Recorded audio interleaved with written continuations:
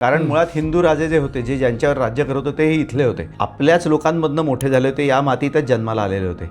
मुसलमानांचं तसं नव्हतं. त्यांनी भोगवस्तू म्हणून आपल्या भूमीकडे बघितलेलं आहे की जे आहे ते लुटायचंय. मग कुठल्याही पद्धतीने जुलूम करा, जबरदस्ती करा, वाटेल ते कर लादा आणि माझा खजिना कसा भरला जाईल हे बघा. मग त्याच्यामध्ये जनतेचं हितबीत त्यांना, कारण ते मुळात लुटायला आले होते. हिंदू राजांचं किंवा इथल्या स्थानिक राजांचं असं नाहीये, ते इथलेच आहेत. त्यामुळे समाजकारण करणं, समाजाच्या हिताच्या गोष्टी करणं हे आपल्याला सर्व डायनास्टीजमध्ये केलेलं दिसतं.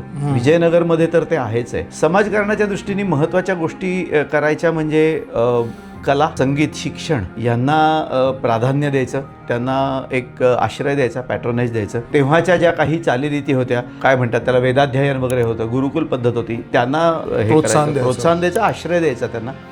त्याच्यानंतर स्थापत्याची निर्मिती करायची, मोठमोठ्या राज्यविस्तार तर करायचाच आणि त्याच्याबरोबर स्थापत्य निर्मिती करायची कुठल्याही यादी. कारण माझा जो देव आहे त्याच्या आशीर्वादामुळे मला हे राज्य मिळालेलं आहे, त्यामुळे त्याच्याप्रती कृतज्ञता म्हणून मी त्याचं देऊळ बांधीन. आणि शेवट मोठेपणा दाखवायचा आहे माझा, की मी किती बलाढ्य आहे, माझ्याकडे संपत्ती किती आहे, हे दाखवण्यासाठी मी मोठी मोठी देवळं बांधीन. अशा पद्धतीने त्यांनी देवळं बांधली किंवा या गोष्टी केल्या.